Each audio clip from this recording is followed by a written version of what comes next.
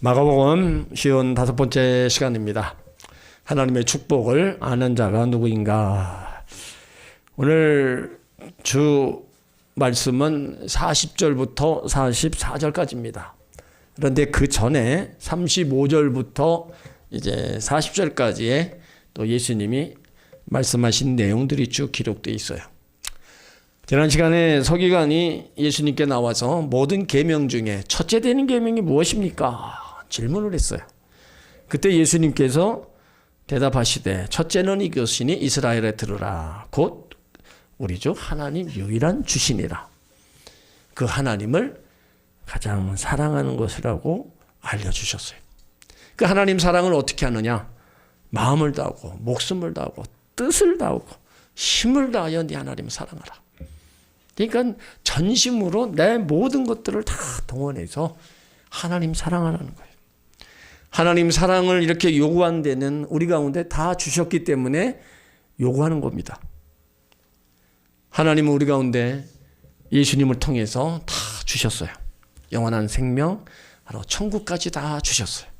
그러니까 그 하나님을 사랑하라 우리 가운데 말씀하시는 겁니다. 그러니까 우리가 하나님 사랑을 다른 이유가 필요 없습니다. 하나님이 나에게 다 주셨기 때문에 내가 하나님을 사랑해야 되는 거예요. 그리고 나서 두 번째는 이제 내 이웃을 내 자신과 같이 사랑하라. 이에서 더 큰 계명이 없다. 그러니까 하나님 사랑과 이웃 사랑을 같이 본 거예요. 요한일서 4장에 하나님을 사랑하노라고 그 형제를 미워하면 거짓말하는 자라 그랬어요. 형제를 사랑하지 않는 자가 보지 못하는 하나님을 사랑할 수가 없다는 거예요. 그러니까 보이지 않는 하나님을 사랑한다면 보이는 형제도 똑같이 사랑하라는 겁니다. 그 사랑, 하나님을 사랑하는 자는 그 형제를 사랑하라 말씀하고 있어요. 그러니까 한 가지만 얘기하신 게 아닙니다. 위로는 하나님 사랑, 옆으로는 이웃 사랑. 여러분 가족도 이웃 사랑으로 다 들어가는 겁니다. 그러니까 그 사랑을 다 큰 계명이라고 알려주셨어요. 그러니까 예수님 이런 지혜의 대답에 서기관들은 아무 대답도 못했죠. 그리고 더 이상 묻는 자가 없었습니다. 이제 35절에 성전에 들어가서 또 서기관들과 논쟁하는 모습이 나옵니다. 35절을 읽습니다.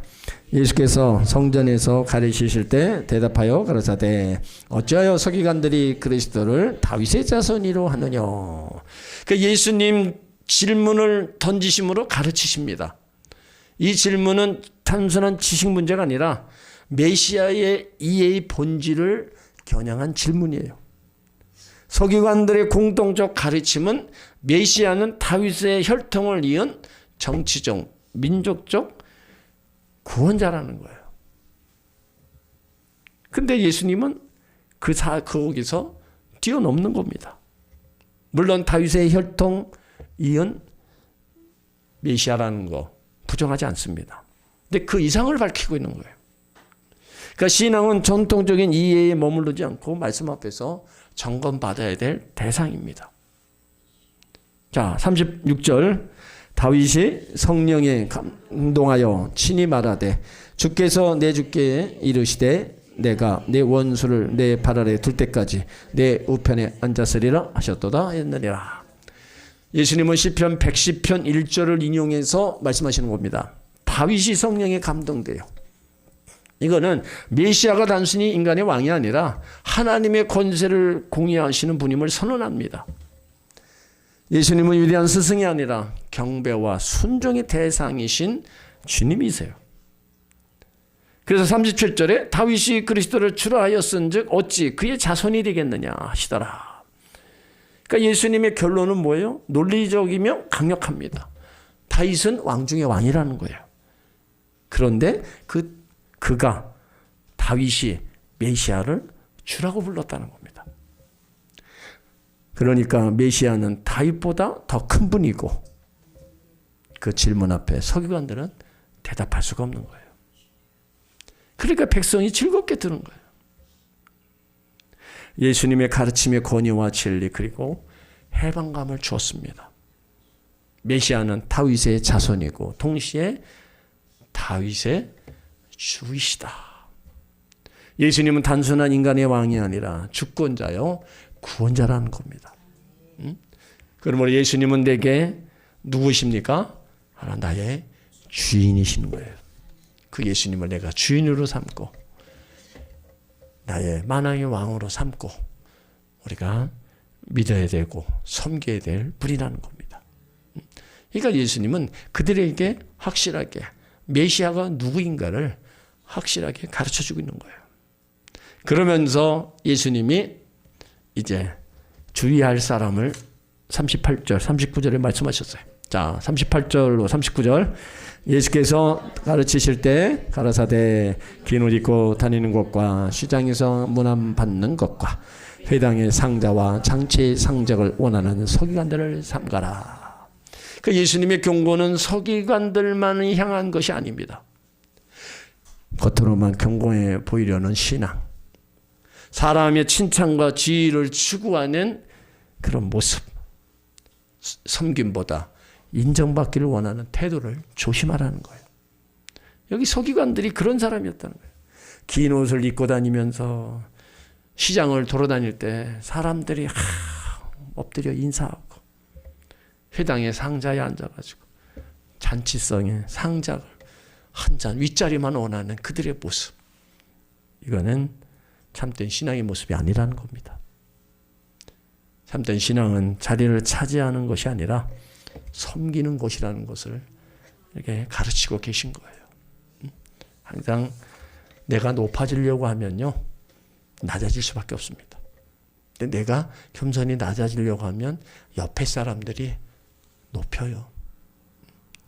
우리가 어디 모임에 자리를 가도요, 처음부터 상석에 앉는 거하고요, 내가 뒤에 앉는 거하고 사람들이 대하는 게 다릅니다.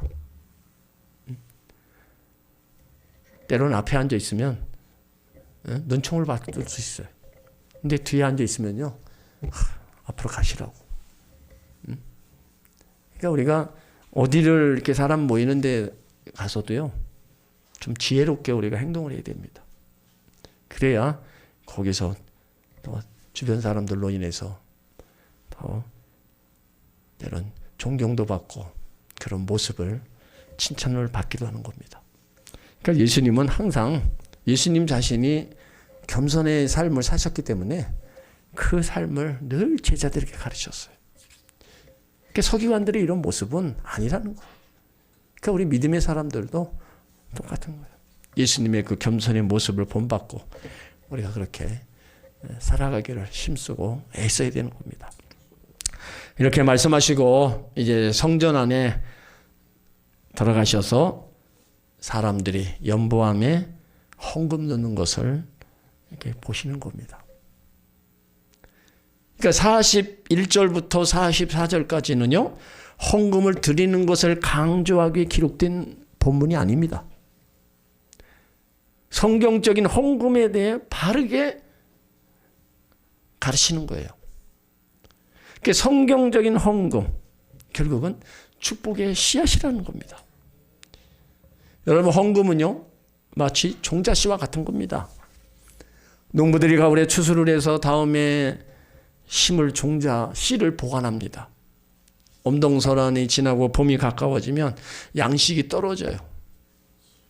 그래도 지혜로운 농부는 종자 씨에는 절대로 손대지 않습니다.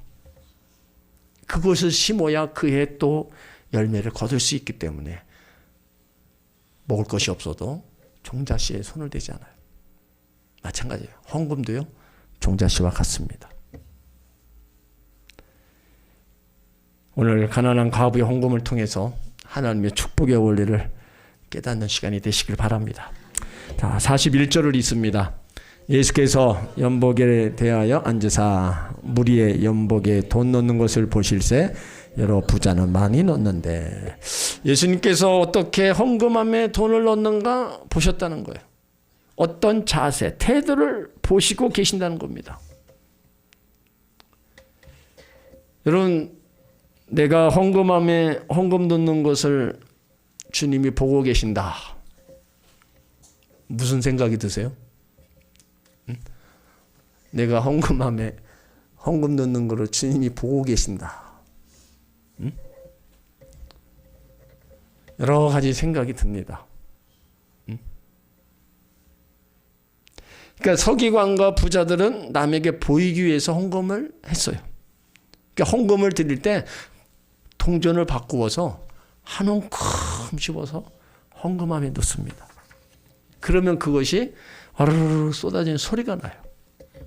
그러면 그 소리를 듣는 사람이 저 사람 헌금 많이 하는구나. 이걸 알게 되는 거예요. 근데 가난한 과부는 동전 한두 개를 집어넣는 거예요. 그러니까 쨍그랑하고 작은 소리가 나니까 헌금을 작게 드리는 게 드러나는 겁니다. 그러니까 당시 서기관과 부자들은 하나님 앞에서 헌금을 드리는 게 아니라 주위 사람들의 시선에 더 관심이 많았습니다. 헌금을 얼마 했느냐 관심을 가진 거예요. 그러나 예수님은 어떤 마음으로 어떤 자세로 헌금을 드리는가에 관심이 있었습니다. 헌금 액수에 관심을 갖고 계신 게 아니라 헌금하는 자의 마음, 헌금하는 사람에게 관심이 있었어요. 왜 가난한 과부의 헌금에 대해서 말씀하실까요? 40절에 보면 저희는 과부의 가산을 삼키며 외식으로 길게 기도하는 자니 그 판결이 더욱 중하리라 하시니라. 그러니까 당시 서기관과 부자들은 가난한 자들의 헌금을 무시했습니다. 가난한 자들의 헌금을 보면서 이것도 헌금이냐 호통을 쳤어요. 그들은 높은 자리에 앉아서 오히려 가난한 과부들의 헌금을 삼켰다고 말하고 있습니다. 그러니까 예수님께서 이들의 부정한 헌금 태도에 대해서 말을 하고 있는 겁니다. 우리가 하나님께 드리는 헌금 속에 정직성이 담보되어야 하나님이 받으신다는 겁니다. 교회에 돈이 필요하다는 것은 하나님이 돈이 필요한 것이 아닙니다. 본문의 핵심은요, 부자들이 전 재산을 드리지 않았다고 경고하는 메시지가 아닙니다. 가난한 과부 구차한 가운데도 전 재산을 드렸다고 칭찬하시는 것도 아닙니다. 헌금을 드리는 자의 태도와 자세입니다. 우리가 하나님 앞에 어떤 자세로 헌금을 드리냐 이거예요. 하나님 앞에 드려지는 헌금, 정직성을 잃어버리고 습관적으로 반복적 의무감으로 드려서는 안 된다는 겁니다. 헌금은 기도처럼 경건의 행위입니다. 경건이란 뜻이 하나님을 두려워한다는 의미를 갖고 있어요. 거짓 종교일수록 경건의 모양, 형식을 강조합니다. 하나님은 은밀한 중에 보시는 분이십니다. 우리 마음의 동기를 먼저 보신다는 거예요. 그래서 중요한 거는 하나님 앞에 정직하게 드려야 된다는 거예요. 자, 역대상 29장 17절을 찾아보세요.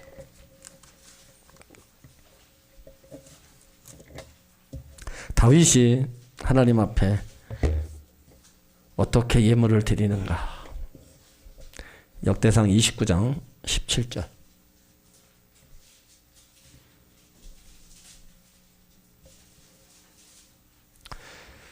함께 있습니다. 나의 하나님이여, 주께서 마음을 감찰하시고, 아직 안 찾으셨어요? 654쪽.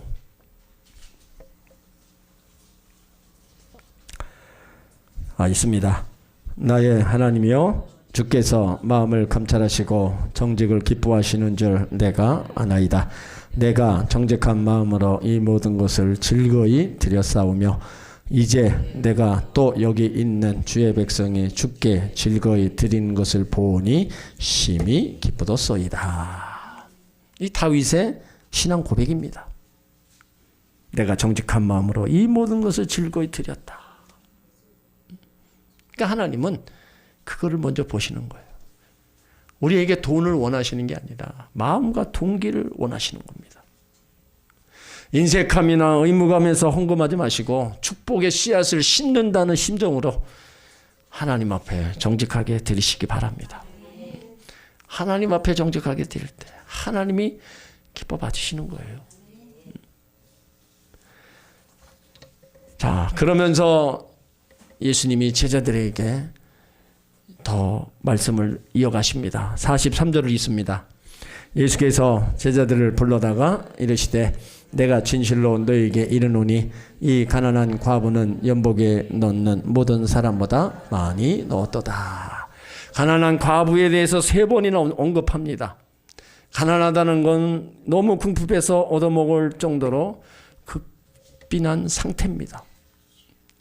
이 여인은 2렙돈 곧 한 고르반을 넣었어요.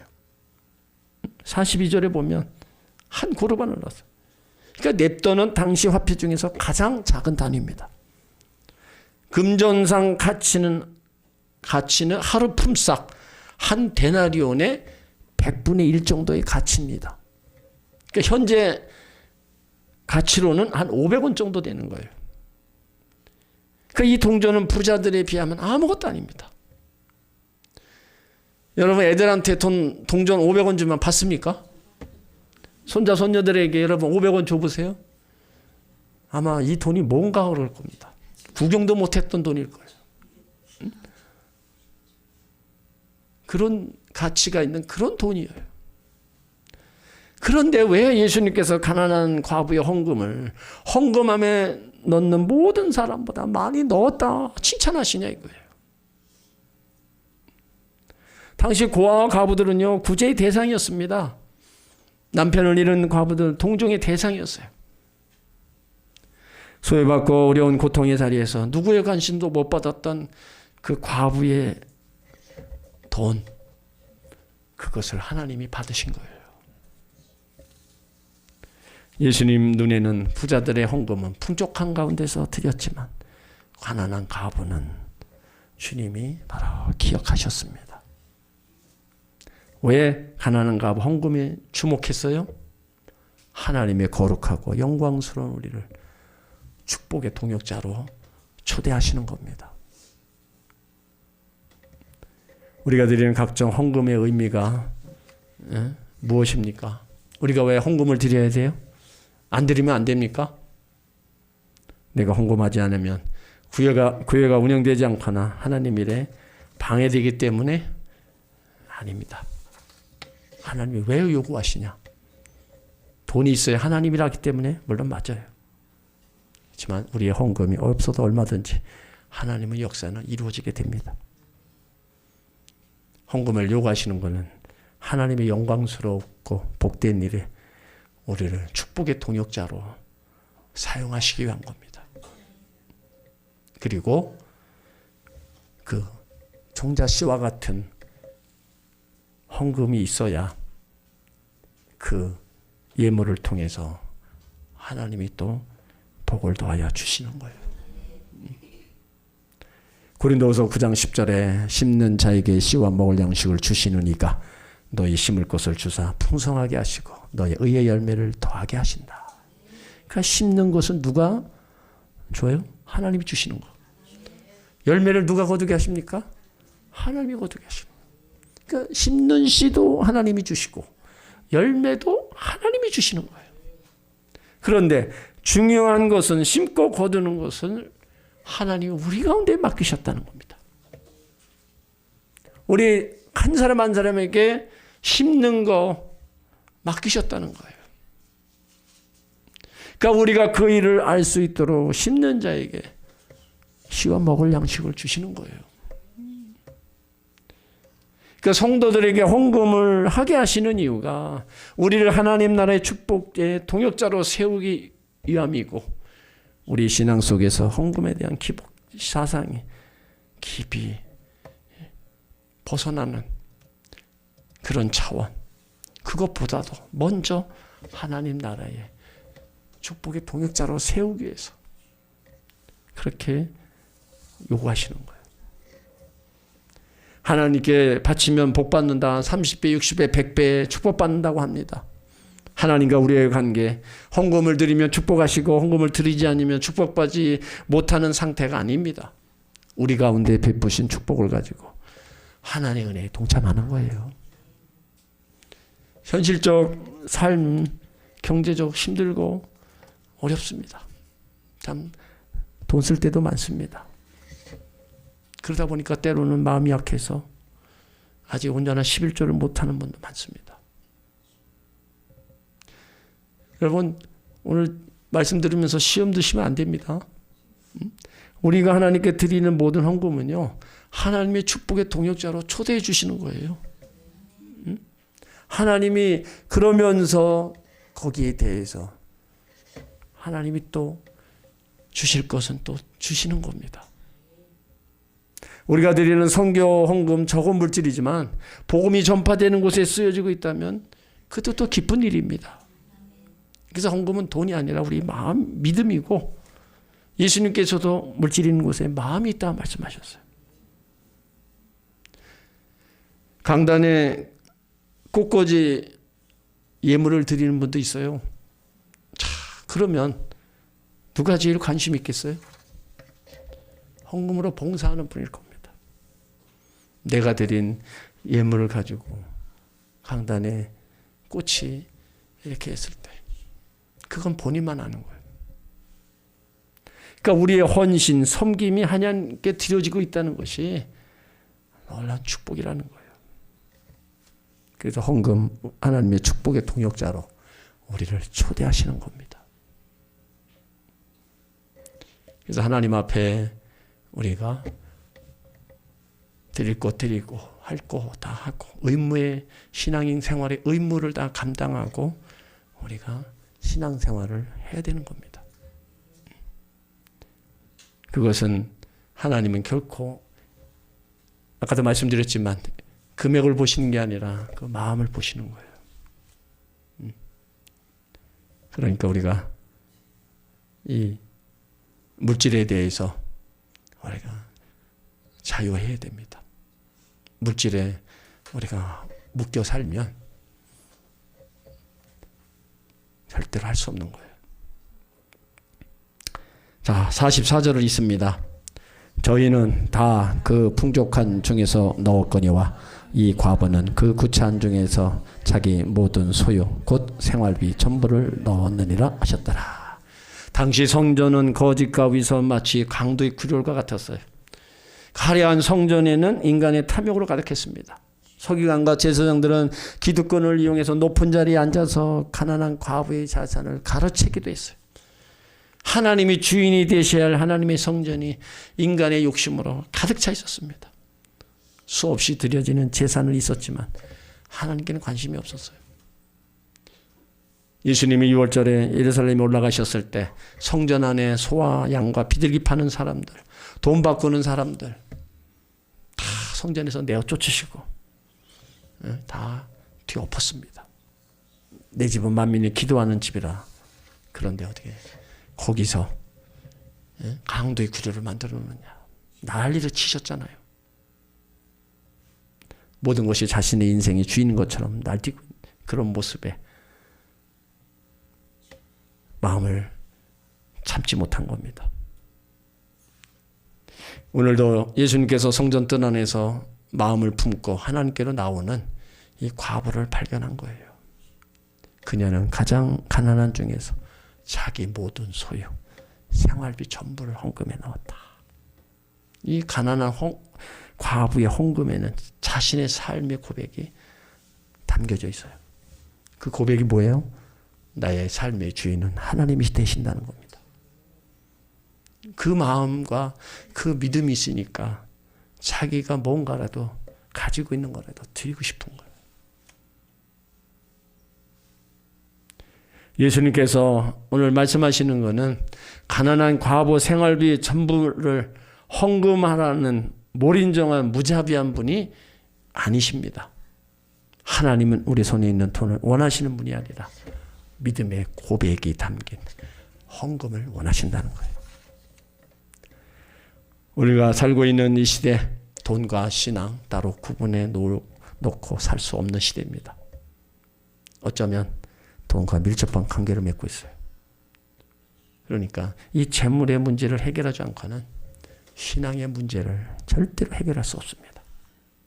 어느 시대나 돈은요, 하늘 아래 위대한 신입니다. 그래서 성경은 만몬신이라는 거예요. 하나님하고 돈하고 어떻게 보면 돈을 더 숭배한다는 거죠. 그러니까 만능시대의 우상처럼 다가오는 이 돈 문제 앞에서 우리는 어떤 마음을 가져야 되냐. 또 재물에 있어서 우리는 어떤 태도를 가지고 살아야 될 건가. 한번 진지하게 생각해 봐야 됩니다. 많은 현대인들이 돈에 대한 두 가지 착각을 하고 있어요. 돈만 있으면 무엇이든지 할 수 있다는 생각입니다. 여러분, 돈만 있으면 뭐든지 다 할 수 있습니까? 할 수 있는 것도 있어요. 응? 근데 할 수 없는 거가 더 많습니다. 물질, 황금, 만능 시대에 돈이 있으면 못할 것이 없어요. 사고 싶은 거 사고 자신이 원하는 거 마음대로 다 소유할 수 있어요. 그러니까 돈만 있으면 다 즐길 수 있습니다. 근데 그런 것도 있지만 정말 돈이 있으면 세상의 모든 것을 사고 하고 싶은 거 다 할 수 있다고 생각하지만 착각이라는 거예요. 돈으로 하려는 침대는 살아도 살 수는 있어도 평안한 잠을 살 수가 없잖아요. 돈으로 맛있는 음식을 살 수 있지만 음식을 즐기는 식욕은 또 살 수도 없고, 돈으로 책은 살 수 있는데 지식은 또 살 수가 없고, 돈으로 약은 살 수 있는데 건강은 살 수 없는 겁니다. 돈으로 사람은 살 수 있지만 좋은 친구는 살 수 없습니다. 그러니까 돈으로 장식용 십자가는 살 수 있지만 십자가를 통해서 얻는 구원은 절대로 살 수 없는 거예요. 그러니까 돈 자체로서는 세상에서 중요한 어느 것도 바로 중요한 것들을 살 수가 없는 겁니다. 그래서 돈은 정함이 없는 재물에 불과한 겁니다. 또 돈이 미래를 보장해 준다는 겁니다. 마치 돈이라는 것이 영원한 미래를 보장해 줄 것으로 착각에 빠지기 쉽습니다. 우리 앞에 찾아오는 죽음이 있을 때 우리는 죽음 앞에 아무것도 가져갈 수 없잖아요. 그러니까 재물에 소망을 두지 말라, 성경은 얘기를 하고 있는 거예요. 자, 디모데전서 6장 17절을 보세요.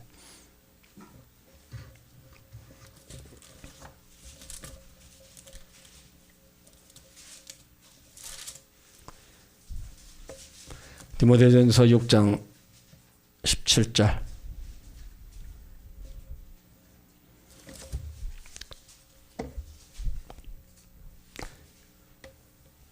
자, 함께 있습니다.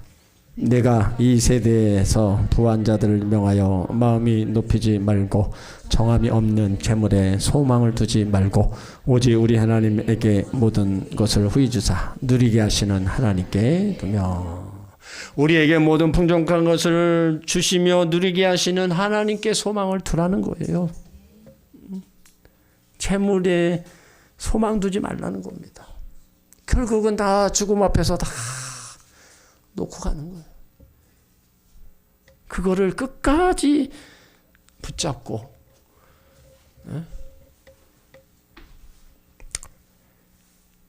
돈이 나쁜 건 아닙니다. 돈은 쓰기에 어떻게 쓰느냐에 따라서 죄악이 될 수가 있는 거지 돈 자체가 악이 아닙니다.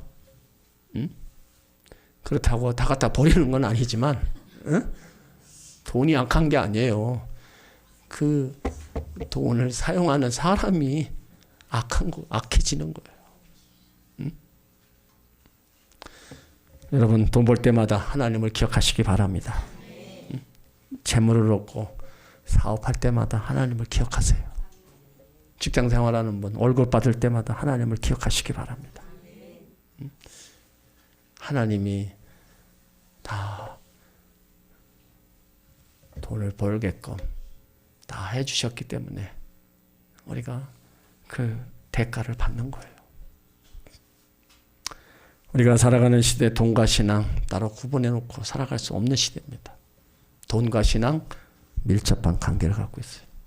돈이라면 양심, 윤리도 쉽게 버립니다.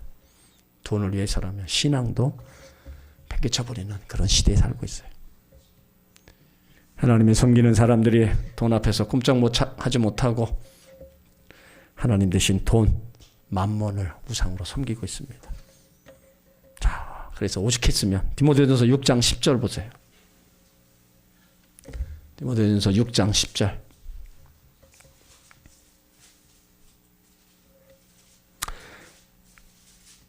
그러니까 오죽했으면 이 말씀이 여기 있을까? 자, 시작. 돈을 사랑함이 일만하게 뿌리가 되나니 이것을 탐내는 자들은 미혹을 받아 믿음에서 떠나 많은 근심으로써 자기를찔렀도다. 돈을 사랑함이 일만하게 뿌리가 왜 돼요? 이것을 탐내는 자마다 유혹을 받아서 결국엔 믿음에서 떠난다는 거예요. 돈 때문에 신앙이고 믿음이고 다 잃어버린다는 거예요. 그러니까 돈은 나쁜 거 아닙니다. 응? 일만하게 뿌리가 되는 거는 그것을 탐내는 자들이 그렇게 된다는 거예요. 돈 하다가 뭐 돈다고 그러는데 참 우리는 정말 이렇게 돼서는 안 됩니다. 우리가 하나님께 예배 드리는 거, 말씀 듣는 거, 기도와 찬양 드리는 거 신앙의 행위일 수 있습니다. 헌금은 더 중요한 의미를 담고 있습니다. 하나님의 사람으로 하나님 맡기신 일을 하나님께 순종하며 하나님을 자신의 주인으로 섬긴다는 영적 의미가 담겨져 있습니다. 우리가 하나님께 드리는 11조 단순히 세금 떼는 게 아닙니다. 하나님께서 내 삶을 책임지고 붙드시고 먹이시고 입히시며 축복해 주신다는 그것을 인정하는 믿음의 고백입니다. 내 것을 하나님께 드린다고 생각하면 아까워서 드릴 수 없습니다. 생활 속에 지출해야 될 일이 너무나 많이 있어요. 그런데 하나님의 것을 하나님께 드려야 된다. 그런 마음으로 우리가 하나님께 돌려드려야 하는 것이 바로 헌금이라는 거예요. 그래서 말라기에는 하나님 것을 도둑질하지 말라. 그렇게까지 말씀하시는 거예요. 여러분 가운데 혹시 11조 때문에 갈등하거나 부담되신 분이 계실 겁니다. 믿음으로 하나 되지 못한 가정 때문에 헌금 문제로 어려움을 겪는 이들도 있습니다. 그러나 헌금은 신앙생활의 경건의 모습이고 영적 훈련입니다. 이거는요, 자녀들에게도 어릴 적부터 헌금 훈련을 시켜야 됩니다. 그래서 평생을 하나님 앞에 드리는 것을 딱 구분해서 드리게끔 훈련을 시켜야 돼요. 그것이 결국에는 그에게 복입니다. 지금 당장만 봐서는 안 됩니다. 멀리 보고 나가야지. 지금 당장만 우리가 힘들고 어렵다고 그래서 그 종자 씨 되는 그것까지도 다 먹어치우면 결국은 돌아오는 게 아무것도 없는 거예요. 진정한 헌금의 의미, 바로 돈의 목적으로 한 헌금. 물론 우리가 힘든 가운데도 축복의 씨앗을 심는 것과 같은 그 마음으로 심어야 되는 겁니다. 하나님께 드려진 헌금 속에 하나님이 우리 삶의 주인이 되신다는 고백, 우리는 주신 것에 대한 감사함으로 이렇게 드리는 것. 여러분, 돈보다 중요한 것은 돈을 드리는 사람입니다. 가난한 과부의 헌금, 우리가 드려지는 헌금이 될 수 있기를 예수 이름으로 축원합니다. 아멘.